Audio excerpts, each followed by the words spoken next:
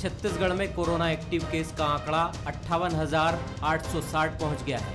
रोजाना 10,000 मरीज सामने आ रहे हैं। 4,500 लोगों की मौत हो चुकी है। यह आंकड़ा छोटे प्रदेश के लिए चौंकाने वाला है। इन बढ़ते आंकड़ों के लिए जिम्मेदार कौन है, इस बात ने एक बार फिर वैक्सीन को लेकर छिड़े विवाद को हवा दे दी है। वैक्सीनेशन शुरू होने के साथ राज्य में यह विवाद शुरू हुआ था कि कोवैक्सीन लगे या नहीं। इसको लेकर अब केंद्रीय स्वास्थ्य मंत्री हर्षवर्धन ने एक ट्वीट किया, जिसमें उन्होंने वैक्सीनेशन की रफ्तार धीमी होना बताया। साथ ही उन्होंने ये भी कहा कि बड़े संक्रमण के लिए राज्य जिम्मेदार है। केंद्रीय स्वास्थ्य मंत्री ने यह भी कहा कि कांग्रेस ने वैक्सीनेशन को लेकर भ्रम फैलाया। उनके ट्वीट के बाद बीजेपी नेताओं ने भी सरकार पर हमला बोला। अगर कोवैक्सीन का भ्रम इस छत्तीसगढ़ में नहीं फैलाया जाता और कोवैक्सीन को अगर डंप नहीं किया जाता, तो जो असुरक्षा का भाव पूरे छत्तीसगढ़ के अंदर में पैदा हुआ है, ये कभी भी ये स्थिति पैदा नहीं होती। हमारे लोग का जीवन बचता, जीवन सुरक्षित होता, वो स्वस्थ होते। लेकिन राजनीति, बार बार जो कांग्रेस के लोग राजनीति कहते हैं, अपने अंतरात्मा में झांक कर देखिए कि आप कर क्या रहे हो। आप केवल छत्तीसगढ़ के लोगों का नुकसान कर रहे हो, उनके जीवन के साथ खिलवाड़ कर रहे हो। 13 महीना 14 महीना में आपको पर्याप्त काम करने का अवसर मिला, लेकिन आपको जो संसाधन जुटानी चाहिए, जो परीक्षण के लिए लैब स्थापित होनी चाहिए, अभी भी बहुत सारे कुछ परीक्षण के लिए बाहर भेजे जाते हैं। सरकार उसमें चूक रही है, संसाधन खड़े करने में विफल रही है। जहां तक केंद्र सरकार के ऊपर केवल इनका आरोप लगाना और केवल मांग करने की बात है। आपके पास में जो शराब के शेष के पैसे हैं, जिसका मेरे जानकारी में अभी तक कोई खर्च नहीं हुआ है, और वो लगातार राशि आपके पास में आ रही है, उस राशि का आप उपयोग कर सकते हैं। उधर वैक्सीनेशन अभियान पर घिरी कांग्रेस अब बचाव की मुद्रा में है। स्वास्थ्य मंत्री टीएस सिंहदेव ने इस मामले में आरोप प्रत्यारोप के बजाय केंद्र और राज्य को मिलकर काम करने की जरूरत बताई। उन्होंने ये जरूर स्वीकार किया कि प्रदेश में मौत के आंकड़े बढ़ रहे हैं। दुर्भाग्यजनक बयान है। एक दिन उन्हें परसों ही वीडियो कॉन्फ्रेंसिंग से बैठक ली थी राज्य के स्वास्थ्य मंत्रियों के साथ, 11 राज्य के स्वास्थ्य मंत्रियों के साथ, और साथ में काम करने की बात उन्होंने कही। और साथ में काम करने की बात के कहने के दूसरे ही दिन उनका इस प्रकार का बयान आना, ये बहुत ही निराशाजनक और बहुत ही अफसोस वाली बात है कि जहां साथ का काम करना है हमको, वहां इस प्रकार की बातें हम मीडिया के माध्यम से कहें जो सही भी नहीं है। अगर सही उसमें क्या कह सकते हैं कि हाँ, छत्तीसगढ़ में मृत्यु बढ़ी है, ये बड़ी चिंता की बात है, ये सही है। वो बखला गए हैं। वो वैक्सीन हमको पहली बार 3 दिन का दिया, नहीं तो रोज का वैक्सीन आता तो रोज लगा रहे हैं। आज बताएं कि लगभग हमारा 12% वैक्सीनेशन हो चुका है। कितने भारतीय जनता पार्टी शासित राज्यों में 12% हुआ वैक्सीनेशन? महाराष्ट्र छोड़ यदि दूसरे राज्यों को देखें तो वैक्सीनेशन कितना हुआ है? तो जबरदस्ती वो बखलाए हुए हैं।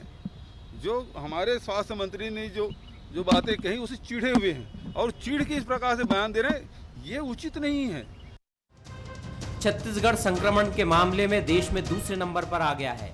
वहीं मौत के आंकड़े भी छत्तीसगढ़ को देश के टॉप 10 राज्यों में बनाए हुए हैं। कोरोना का भीषण रूप प्रदेश में सामने आ रहा है और इसके लिए जिम्मेदार कौन है, इसका ठीकरा दोनों ही दल एक दूसरे पर फोड़ रहे हैं। ऐसे में आने वाले दिनों में कोरोना से जंग से ज्यादा राजनीतिक जंग के आसार दिखाई दे रहे हैं। मोहन तिवारी, बंसल न्यूज, रायपुर। नमस्कार, स्वागत है आपका। मैं हूं अभिषेक शुक्ल। महामारी में वैक्सीन को लेकर इस वक्त सियासत चरम पर है। जी हां, केंद्रीय स्वास्थ्य मंत्री ने दरअसल ट्वीट करके छत्तीसगढ़ सरकार पर हमला बोला और साफ कहा कि वैक्सीन को लेकर गलतफहमी यहां पर फैलाई गई। मौतों के आंकड़े बहुत ज़्यादा है, संक्रमण बहुत ज़्यादा है और यही जो संख्या बढ़ रही है संक्रमण की, इसके लिए छत्तीसगढ़ सरकार जिम्मेदार है। हालांकि ये कोई पहली बार नहीं है कि जब केंद्र और राज्य के बीच इस प्रकार की तकरार दिखी हो, लेकिन केंद्रीय स्वास्थ्य मंत्री ने सीधा छत्तीसगढ़ पर हमला पहली बार शायद किया है। राज्य ने भी पलटवार किया। स्वास्थ्य मंत्री टीएस सिंहदेव ने साफ कहा कि वैक्सीनेशन के मामले में छत्तीसगढ़ बहुत आगे है। मौतों का आंकड़ा जरूर चिंताजनक है। तो मुख्यमंत्री ने कहा कि बौखलाई हुई है केंद्र सरकार, केंद्रीय स्वास्थ्य मंत्री। सियासत हमने शुरू से देखी है, कोरोना काल जब से चालू हुआ है तब से सियासत भी साथ साथ चली है और ये सियासत बदस्तूर जारी है कोरोना संक्रमण में। खास मेहमान है हमारे साथ, हम चर्चा इसी पर करेंगे आज। बड़ा गंभीर विषय है, छत्तीसगढ़ इस वक्त बड़े संकट के दौर से गुजर रहा है। खास मेहमान हमारे साथ हैं सी चंद सुंदरानी जी हैं, पूर्व विधायक, भाजपा से, बहुत स्वागत आपका। कांग्रेस से अभय नारायण जी हैं, बहुत स्वागत आपका। अनिमेश चौधरी जी हैं, कोविड इंचार्ज हैं बालको मेडिकल सेंटर के, बहुत स्वागत है आपका भी। सुंदरानी जी, केंद्रीय स्वास्थ्य मंत्री ने वैक्सीनेशन और मौत के बढ़ते आंकड़ों को लेकर छत्तीसगढ़ सरकार पर सीधा हमला किया।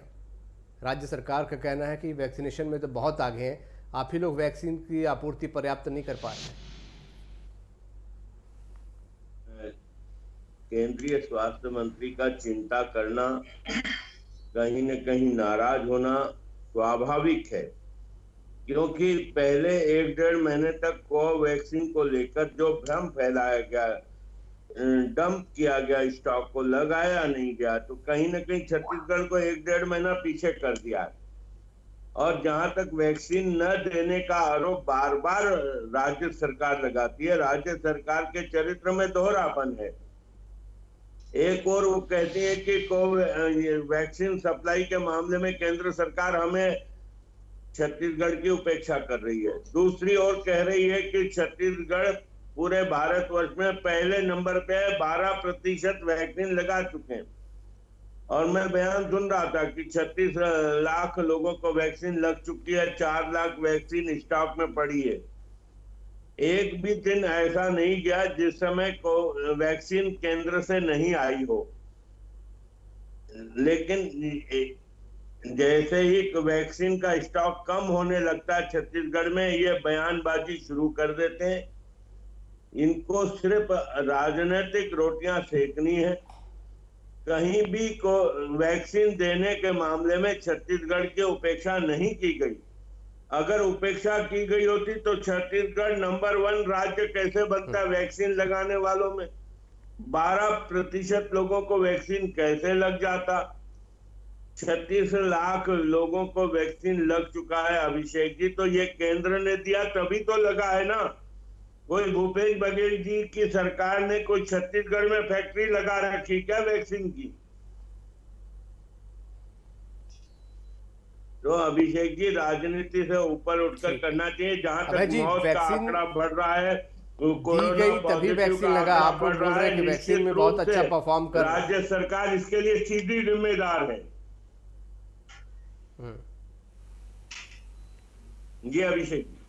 अभय नारायण जी, वैक्सीनेशन यहाँ पर कहना है भाजपा का मिल रही है तभी तो आप लोग लगा पा रहे हैं, और मौतों का जो संक्रमण बढ़ रहा है उसके लिए भी आप लोगों को जिम्मेदार बता रहे हैं।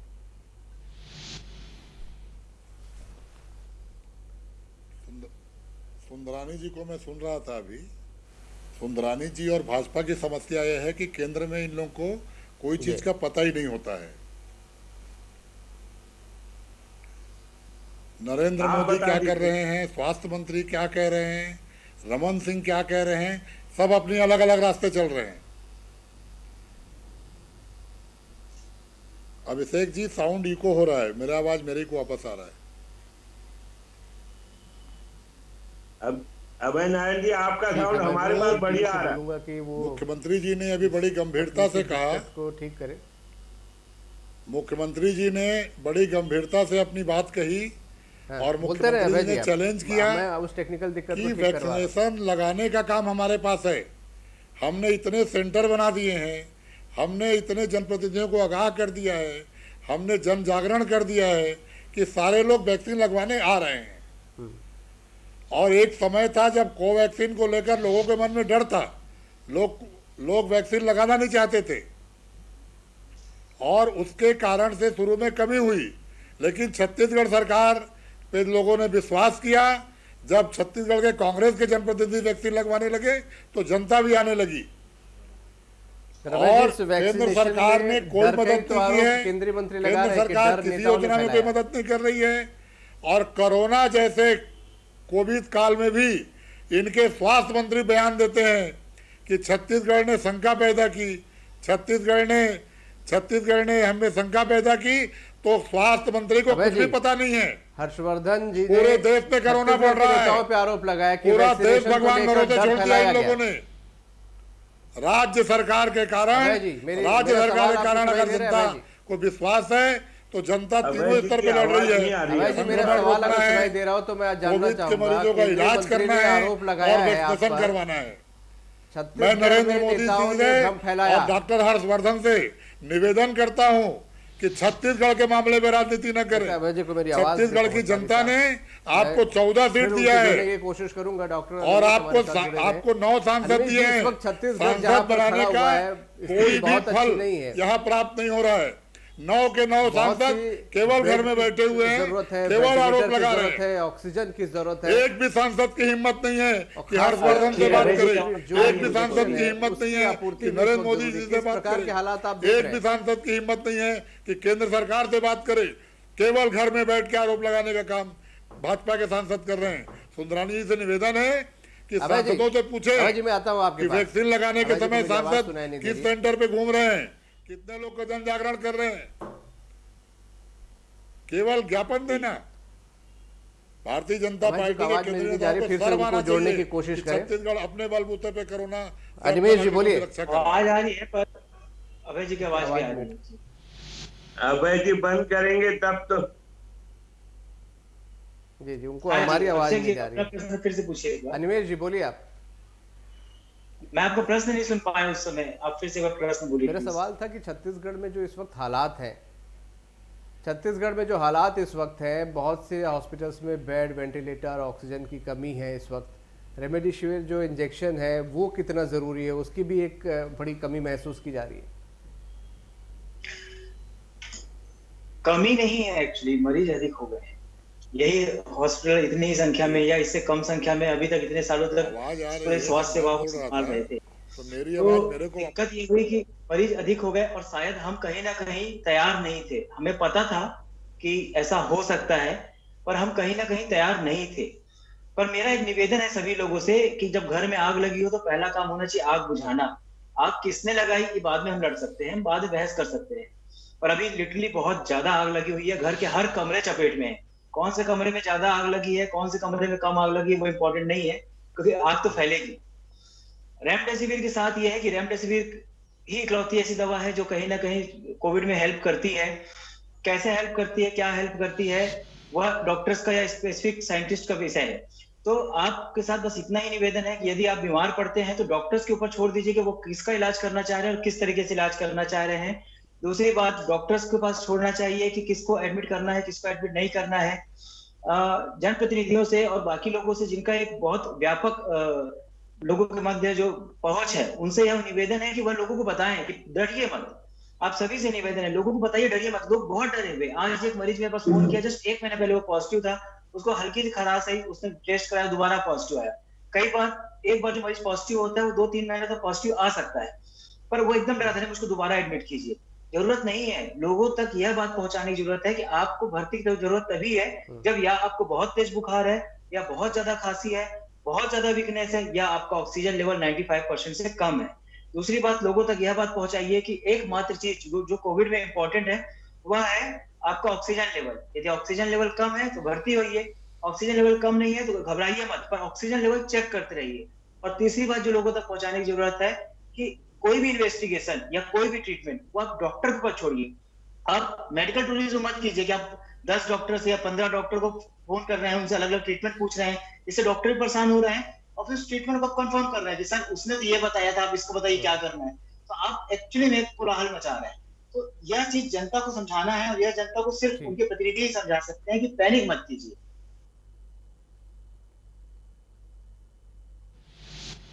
जी अभिषेक जी। ठीक है अनिमेश जी। सुंदरानी जी, आप लोगों ने आज सीएस से भी मुलाकात की, आप लोगों के प्रतिनिधिमंडल में क्या आश्वासन मिला है, क्या बातचीत हुई है? देखिए, सरकार या किसी वरिष्ठ अधिकारी से मिलते हैं तो उनका आश्वासन तो पॉजिटिव होता है और हमेशा पॉजिटिव होता है। हम तो चाहते हैं कि इससे हम राजनीति नहीं करना चाहते। अब हम चाहते हैं लोगों को सुरक्षा प्रदान हो, लोगों को बेड मिले, लोगों को इलाज मिले। मैं डॉक्टर साहब की बात से बहुत सहमत हूँ। कि डॉक्टरों का काम डॉक्टरों को करने दिया जाना चाहिए, जनप्रतिनिधियों का काम जनप्रतिनिधि करे। लेकिन दुर्भाग्य से शासन को, व्यवस्थाएं तो शासन को करनी पड़ेगी ना। शासन अगर व्यवस्था नहीं करेगा तो डॉक्टर लोग क्या करेंगे? डॉक्टरों की भी तो अपनी एक सीमा है। अगर बेड होंगे 10 तो कोई 12 तो नहीं बना सकते। तो शासन को पर्याप्त समय मिला। 230 वेंटिलेटर केंद्र सरकार ने दिए, मोदी जी ने दिए, वो 230 वेंटिलेटर लगे नहीं। ये लगवाना तो राज्य सरकार की जिम्मेदारी थी। हम लोगों ने परसों कलेक्टर साहब से मिलकर यह भी बोला कि अगर आप नहीं लगा सकते मेकाहारा में तो प्राइवेट सेक्टर के अस्पतालों को दे दीजिए लगाने के लिए, कम से कम इस संकट की घड़ी में तो उपयोग हो जाए।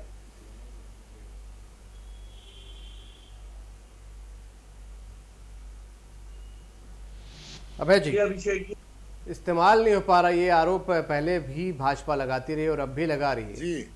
अभय नारायण जी, संसाधनों का इस्तेमाल नहीं हो पा रहा है।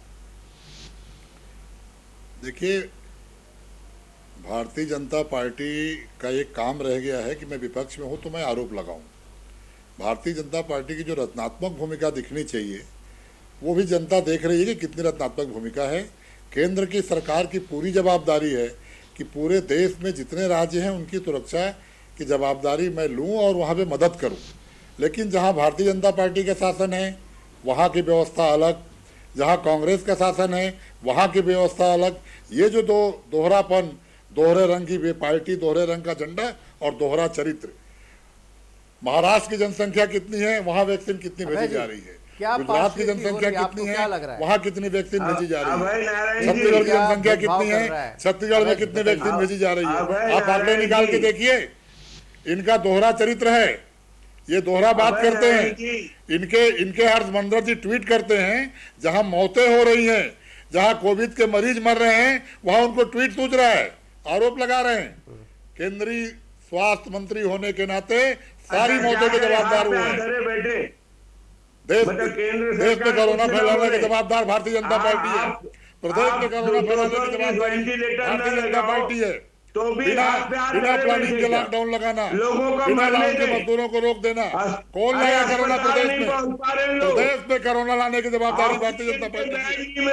नरेंद्र मोदी की असफलता है ये, नरेंद्र मोदी की असफलता है। 15 साल आपने अस्पताल नहीं बनाए, 15 साल आपने डॉक्टर नहीं किए। और सारे नौजवानों को 1.5 साल की व्यवस्था है, 1.5 साल की सरकार की व्यवस्था है कि आज कोविड-19 के हम लोगों का इलाज कर रहे हैं, संक्रमण रोक रहे हैं, जनता के साथ हम खड़े हैं। भीड़ को इकट्ठा करो। नरेंद्र मोदी और स्वास्थ्य मंत्री को ट्वीट करने से पहले शर्म आनी चाहिए। छत्तीसगढ़ में कोविड को ये देश की समस्या है, ये प्रदेश की समस्या नहीं है। दूसरे, अभय नारायण जी, छत्तीसगढ़ में विदेश से आया हुआ रोग किसने लाया? अगर आपने समय पे कदम उठाए होते तो भारत देश में कोरोना नहीं होता। आज संक्रमण हो गया, छत्तीसगढ़ सरकार दिख रही है। अभय नारायण जी, अगर केंद्र और राज्य की लड़ाई में तो जनता पिस रही है। डॉक्टर केंद्रीय स्वास्थ्य मंत्री जी को ट्वीट करने से पहले सोचना चाहिए था कि यहाँ मौत हो रही है, यहाँ मौतें हो रही है। ट्वीट की आवश्यकता नहीं है, दवाई की आवश्यकता है। ट्वीट की आवश्यता नहीं है, इलाज की आवश्यकता है। ट्वीट की आवश्यकता नहीं है, सुविधा की आवश्यकता है। आप रोज केंद्र में एक बार तो मुख्यमंत्री से बात करते हैं, एक बार तो स्वास्थ्य मंत्री से बात करते हैं। अनिमेश जी, लॉकडाउन राजधानी में अब लगा है, जहां सबसे बड़े हॉटस्पॉट कर रहे हैं बैठ के। राजधानी रायपुर, दुर्ग, राजनांदगांव। इस लॉकडाउन में क्या चेन टूटेगी, राहत मिलेगी छत्तीसगढ़ को? अनिमेश जी। अभिषेक जी, कुछ तो राहत मिल सकती है, पर जो भी अगर राहत मिलेगी तो वह बहुत क्षणिक ही होगी, वो बहुत लॉन्ग टर्म की राहत नहीं होगी। एक बात तो हमें सच्चाई स्वीकारनी है कि कम्युनिटी स्प्रेड हो चुका है, बहुत पहले ही हो चुका है। जिस कारण से हुआ उस कारण पर चर्चा करने का कोई औचित्य नहीं रहा, क्योंकि अगेन आग लग चुकी है। तो लॉकडाउन शायद जो लोग अभी भी एकदम लापरवाह थे, जो अभी भी मार्केट में घूम रहे हैं, लोग अभी भी इधर से उधर सफर कर रहे हैं, लिटरली लोग घूमने जा रहे हैं अभी भी। मतलब पिछले हफ्ते जब कोविड फैल चुका है तब भी ऐसे कई लोग आ रहे हैं, जब हम अभी यहाँ घूम के आए, हम अभी उस जगह से घूम के आए। लोगों को अभी तक यह चीज समझ में नहीं आ रही कि नहीं, कोविड सबके लिए है। आज आपको टच नहीं किया तो कल आपको भी टच करेगा, आपके परिवार को पकड़ेगा और दुर्भाग्य से आप उसके वाहक होंगे। तो लोगों को ये समझना है कि लॉकडाउन कब तक लगता रहेगा। पिछले साल भी लॉकडाउन लगा था, इस साल भी लॉकडाउन लगेगा। कोविड हमारे साथ बहुत लंबे समय तक रहने वाला है और जीवन शैली सुधारना है।